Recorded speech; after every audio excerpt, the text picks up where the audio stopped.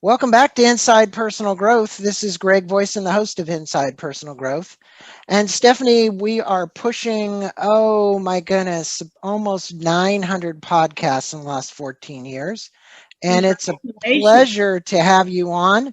You're in good company. Everybody from Ram Dass to Ken Wilber have been guests on the show. And now Stephanie Spence from Coronado, California, which is a neighboring city for all of my listeners who are aware. It's just right down the road. And Stephanie, good day to you. Thank you for having me. I'm so excited to be here. And yes, I'm in very good company. Thank you for having me on. Well, it's a pleasure. And I'm going to let my listeners know something about you. With an eye towards future, but steeped in wisdom from 39 years of practicing yoga, Stephanie Spence is a yoga educator, author, inspirational speaker, activist, entrepreneur, and creative leader. How do you find time for yoga and all that? Based in Coronado, as I said, Stephanie's a trailblazer with an inspiring and empowering approach to self-inquiry and personal development. She is the former CEO of Spence Communication, has been featured on TV and editorially in books and magazines around the world, including Mantra Wellness Magazine, Yoga Times, Shut Up, and Yoga, the Yogi Press, and Bad Yogi, and many more. Stephanie is committed to helping ignite the desire for others to create a life of health and joy for themselves through a sustainable practice of yoga for a lifetime of transformation. And today we are going to be speaking with her, and I want to show people this. It's a beautiful hardback book, Yoga Wisdom, Warrior Tales Inspiring You on and Off Your Mat.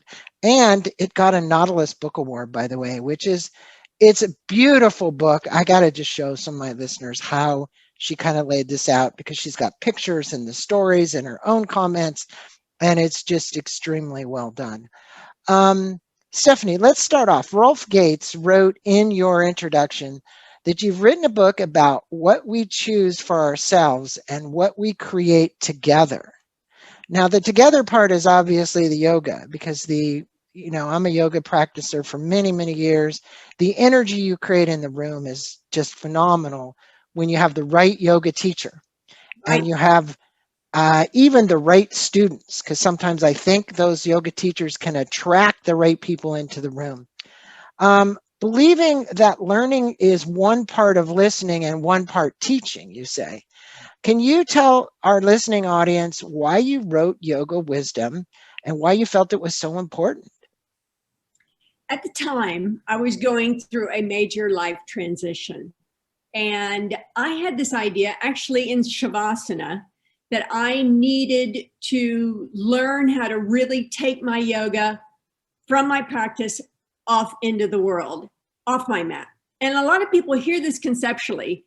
How do I hear that people talk about this idea that I need to learn about myself in yoga and then take my yoga off my mat. So I came up with this idea that I was going to rent an RV. This was before glamping and all the Instagram sensations were doing little van life posts and things like that. In fact, social media was just getting started. And I decided just because What year I was came up, it? What year was it, Stephanie, that you went on that 4,000-mile trip from Southern California to Canada looking for all these gurus in yoga? it's What year? 15 years ago now, maybe 14. You called the So van Ted. yeah, I decided if I was going to live with this big hulking thing, I was going to have to make good friends with it. And when I would come out of someplace and I'd see him in the parking lot, I'd be like, oh my God, hi, Ted, because it was my little moving cocoon of love after a Yeah, while. It was my yeah. buddy. You even got kicked out of some trailer parks, I read. And then you found yourself in some trailer parks that you didn't want to be in because maybe they weren't as safe. But I remember the lady saying, "We don't want your kind in our trailer park," meaning that you were this earthy kind of yoga person. We don't want you in our trailer park. I didn't stay around to ask her what she really meant. I was so taken aback at the time. I tried to give her my credit card to pay for the night at the RV park. Yeah. She just pushed it back across the counter and said, we don't take your kind here. Yeah. It's like, wow, what is that? But everyone that I know of, and there's some people in the book that have experienced either like some type of oppression or resentment or feeling uncomfortable. That was certainly a good lesson for me in how we treat each other, right? And just simple things like kindness and compassion. Yeah, and professionalism, or just the way that Hey, your money spends too, right? She should have taken your credit card and let you in. yes, but that was a rare instance. The majority of my experiences were that are memorable were either in solitude as I gained some type of new information, or with these amazing people that I met, and just the adventure, the fun. So the places that I stayed, I quickly learned, and I'm sure people that go RVing understand, there's some are better than others, that's for sure. And there are very fancy ones, and there are pretty scary ones. And I had a mix. So, well, you went out with a video camera, right? And videotaped these people. And right. I'm sure you got other interviews. But what did you learn from these yoga instructors? If you were to distill down some of the knowledge, because I have a lot of other questions here I want to ask you, but if our listeners are out there going, wow, I'm with the best in the country. I've traveled all over California, all the way up to Canada, and I've been meeting with these people. What would you distill down? That we all, it's an inescapable part of life, will come up against some kind of insurmountable challenge, or seemingly insurmountable challenge. And it became very clear to me very quickly, because I didn't have an agenda when I left. I just knew conceptually I wanted to help people. And so I felt like as I took off on the road that something would emerge, and it did, because I wrote the book because I was going through a challenging time in my life. And I thought that if I surrounded myself with other really caring, loving, smart, wise people, something would come out, that they could help someone else, and I could get something too. So very quickly, though, it emerged that everyone had used yoga to move through life's ups and downs, and that it is a tool that helps do that. Sure, some people showed up at class because there was a cute girl that took them to class and they wanted the six-pack abs, but they eventually stayed for all the other benefits. I think most people come to yoga for one of two reasons, either because in some type of physical pain or some type of emotional pain. And every one of these amazing people. But you're talking about the whole world. Exactly. Because everybody's got physical and emotional pain. Exactly. And after the last year and a half, we've all the spiritual side of yoga that gets you there. Now, you'd come out of a really rough relationship, abusive. Right. This road trip, you called yourself the yogi road trip, or the yoga road trip. Can you speak openly about your abusive relationship and how disempowering it was, and even how you couldn't kind of get your act together because this man that was in your life, your husband, your ex-husband, had really treated you with less than emotional support. Let's put it that way. Exactly. And actually my family of origin was also very abusive. So it kind of set me up. I was a great student, and it set me up to go out and search for someone like this. So as I finally had the courage to get out and design my life, recalibrate my life, and actually unlearn a lot of the things that I had been taught, yoga was my healthy partner to help me do that. And so as I set out to write the book, that was really the goal. I wanted people to suffer less. And because yoga is a proven tool of transcendence, It is an ancient tool. The yoga postures have only been around 100 years. There's 5,000 year old, system of living that is a spiritual tool. It's not a religion. It's not a dogmatic system, but it is a tool that works. And all the yoga teachers that I interviewed simply shared how they had used this tool of transcendence. Well, it is, and I've been in yoga a long time, and I realize that when you do the poses and you get into the practice and the breathing, and you're able to stay present in the moment because it's the only way you can complete them, your mind has no place else to go. It's like a deep meditation. And we talk about the monkey mind, and you state that the yoga wisdom takes you on a road with with people who are full of self-love and radiating balance, so they can create it for other people and themselves. What advice would you give our listeners about how to claim self-love and to truly live it? Because, you talked about your emotional pain.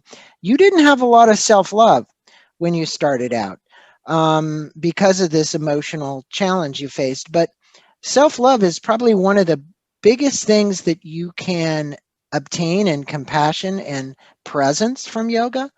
So what would you tell our listeners about, hey, these funny little moves that you do for an hour can really transform your life? Well, What would you tell them? you just touched on the very thing. The whole practice of yoga is to get to shavasana. The postures were created to get to that still, quiet place so that you could then go inside and learn to not only listen to and trust your intuition, but here's my piece that I think is critical: to act on that information, to trust that information, to know that you are your best, wise, highest self. But the practice of yoga shows us that we are stronger than we know. We are more capable, and we have the tools within us. So that sounds kind of woo-woo and esoteric until you, like you said, you're forced to go and do that. So people have had a glimpse of that struggled during the initial phase of the lockdown, because most people are terrified of that quiet, still place. And it's for a lot of different reasons. But what yoga does is shows you that living in the now, living in presence, shows you all the things that you need to know to act on that healthy information. I don't believe that we are born, broken somehow and need to look outside of ourselves for either someone to fix that or to get the answers from. But I think so many things, not only in the culture with which we live in and the time, and either through the media or organized religion or powerful forces that are around you as a child, teach you to listen to someone else other than yourself. So this is actually a radical move to get quiet, get still, go inside and ask these questions. One of the things I do every day is a morning check-in before I get out of bed. And yoga taught me how to do this by just going for a minute and asking myself, how do you feel? What do you need today? And check in with my own self. So when I first got out of my abusive relationship, I had handed over the keys to my life to someone else. And I reclaimed through the practice of yoga, the courage and the ability and the self-love to say, you know what? I'm strong. I'm smart. I am, capable of not only designing my life in a way that fills me with limitless joy. People are also afraid of that responsibility. So yoga, just like standing in a difficult pose, puts you in a little bit of an uncomfortable position so that you can then feel empowered to know, well, so what if I fall out of the pose? Who cares? Don't beat yourself up. Or, hey, I'm really strong today. I'm pretty much rocking it today. There's so many multi-layers of what's going on when you're moving through those poses. And not only does science even now prove that your brain moves from a beta state to an alpha state. The chemicals within your body change. That's why you're more peaceful. You sleep better.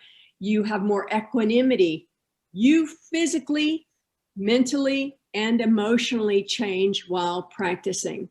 And I don't know of any other system that does that. Even if you go out for a run, you feel great. You feel like you accomplished something, but it's not spiritual unless you make it spiritual. So yoga really does cover everything. In fact, I think the reason that it's so popular now is because it hits all the pillars of psychological wellness: scientific, emotional, spiritual, mental, and community wellness. You touched on that in the beginning. Being in community is really healthy for us.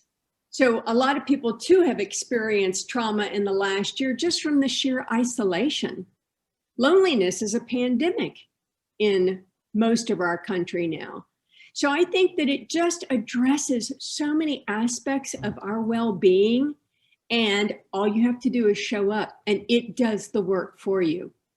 Yes. I think more importantly from my side of it, being a student of it, not a teacher, if there's one word I could put to it, it's freeing. Yeah.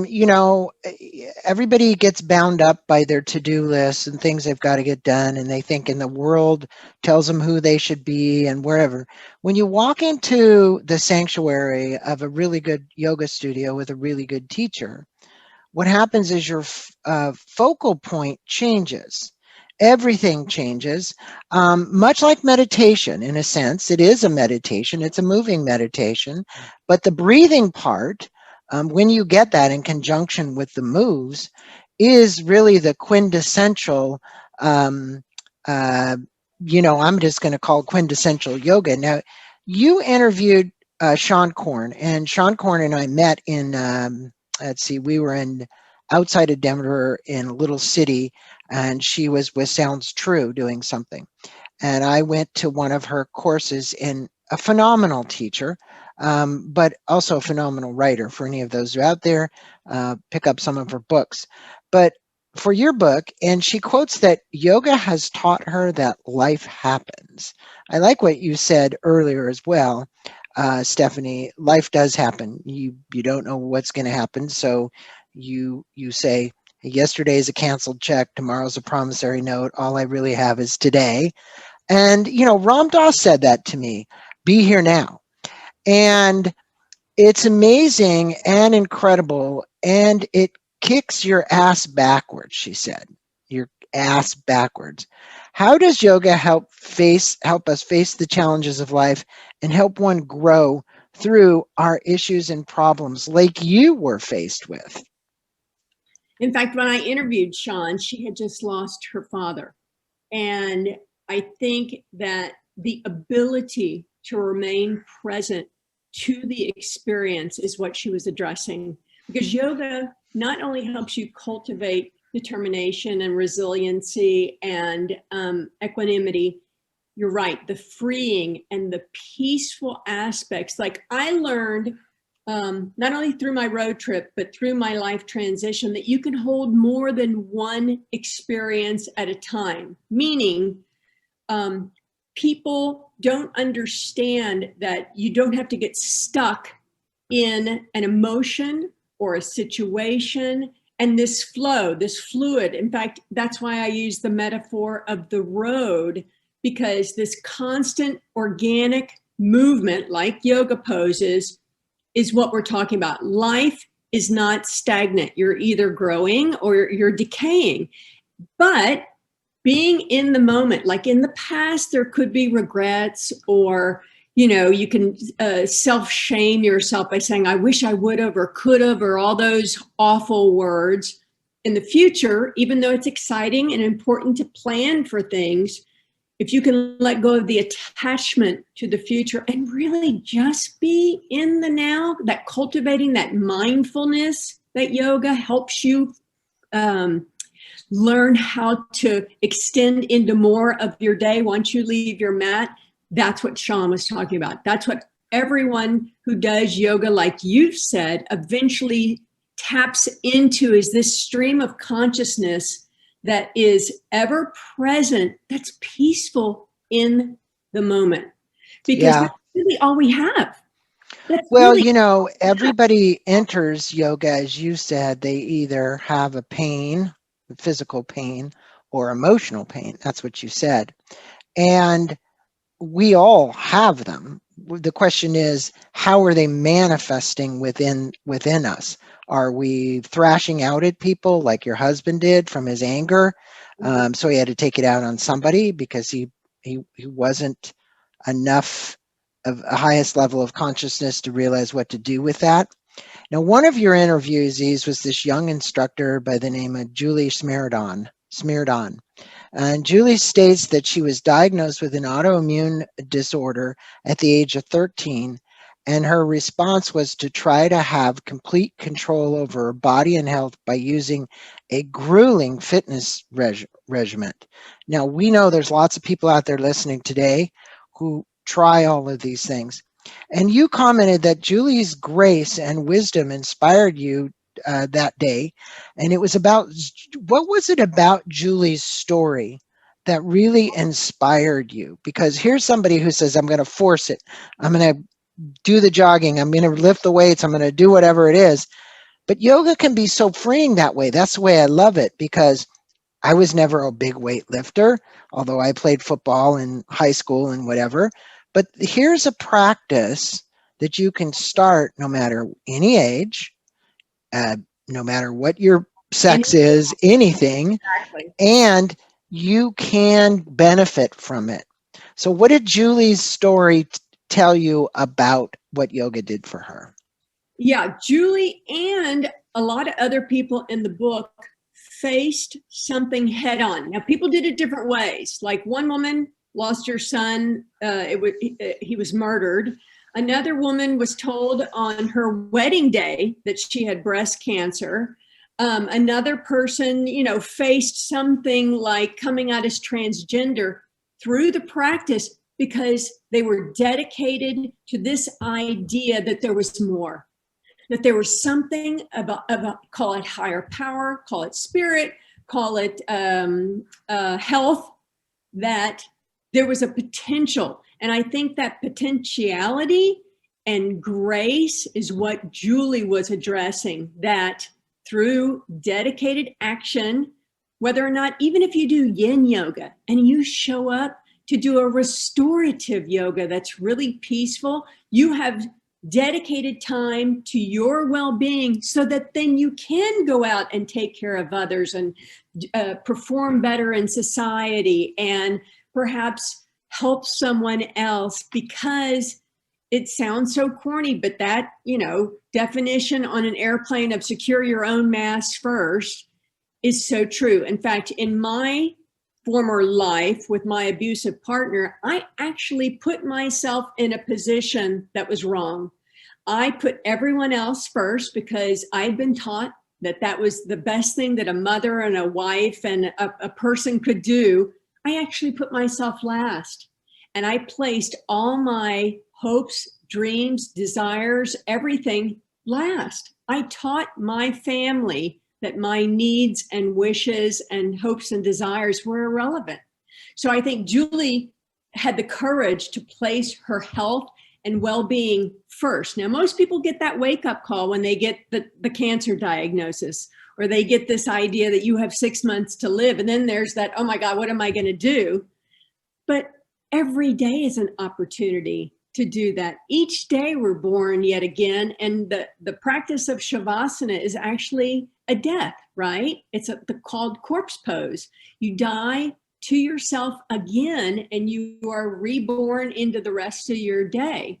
And so I think this idea through breath, like you were saying, because breath is the gateway, pranayama, through the the subtle body systems, the chakras, the nadis, you can go all different ways, but scientifically, your breath takes you into awareness and the present moment and this dedicated love of self so that you can transform your life. So Well, it it's isn't a by it's wishing, a right? it's a beautiful practice no matter what, but you got to meet some of the best of the best in your 4,000-mile journey on your yoga road trip, right? And I was going to just make a comment. I'm a devotee of Selfrealization Fellowship, and I go to the Encinitas Temple here. And in 16 months, we hadn't met until this last Sunday. And we came back together because the temple's been closed. And what I was going to say about, Kriya Yoga, when you get the fact that the breathing in conjunction with the chakras to move the light energy up and down your spine is there to actually reach this highest connection with God, whatever you believe, this higher source power. It's so powerful. And it's even more powerful when it's done as a group. That's the same thing about yoga. During the pandemic, I practiced yoga here on my own. I remembered all the moves from all the classes, and I would sit in the room and do the routine. But there's nothing like being with a group of other people that are doing it with you and sharing stories and just breathing together. Now, you interviewed Seer, I want to make sure I get this name right. Seer Dharma Mitra Yes. wrote, "The yoga taught me all about my personal self, the non self, the mind." And I want to highlight that the non self, the mind, and also the true causes of pain and delusion. And I would underline delusion for people as well, because it's that delusionary story we carry around that gets us all tied in a knot. In your estimation, why is it that yoga teaches us about the non-self and the true cause of pain and delusion? Yes, Sri Dharma Mitra is. I'm from his lineage, Ashtanga, and the ancient system of yoga, whether or not you believe it came from Egypt or India, northern India, it aligned very easily with Hinduism, Buddhism, and Jainism. And one of the tenets of Buddhism is the no self, which is very hard for people to understand that aren't Buddhists. So you just replace the word self with ego, no ego. And it's much easier to comprehend.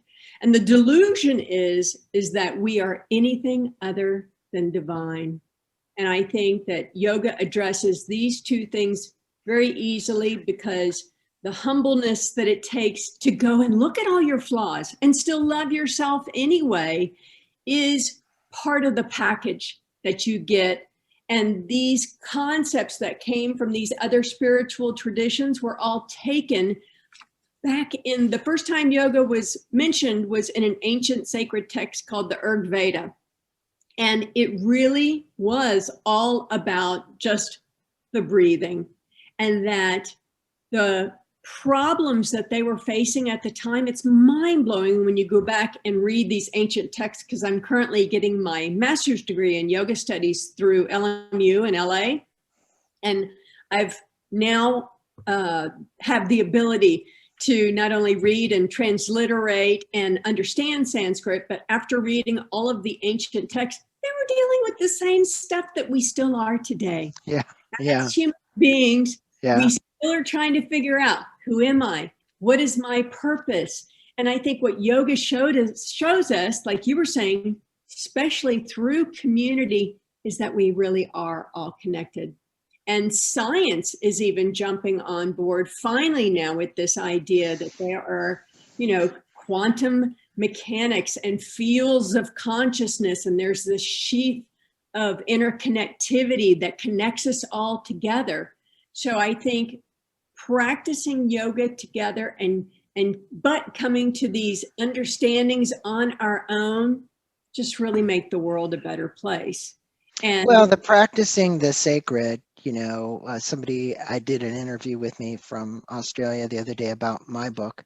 and I write a lot about intuition in it. And I think, when you practice that sacred, that understanding, you said that earlier, to kind of follow your intuition, listen to it, learn how to discern the difference between the intuition and the ego.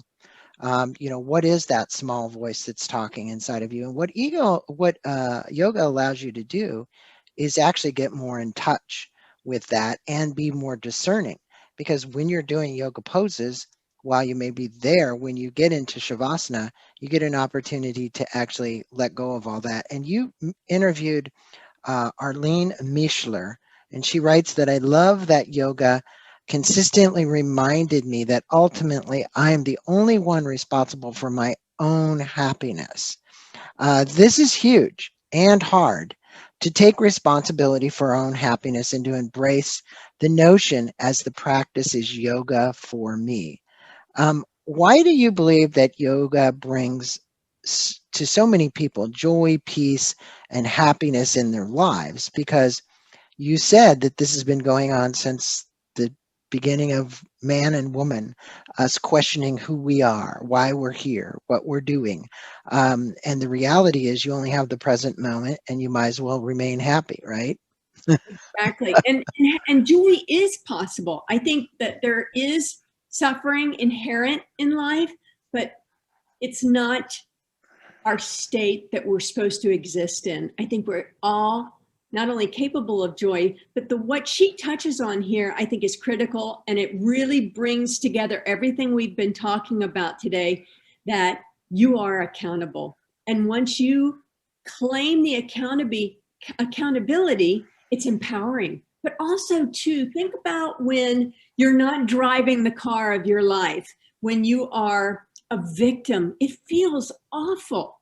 When you are a victim and you feel like life is just hurtling at you and you're just reacting, then you are in a state of lack of control, and you don't feel like you have any possibilities and the potential to go out in the world and be your best. So that manifests for a lot of people in anger or insecurity or depression or other forms of, or people pick up bad tools like drinking too much or shopping too much or whatever to try and blame someone else for their circumstance.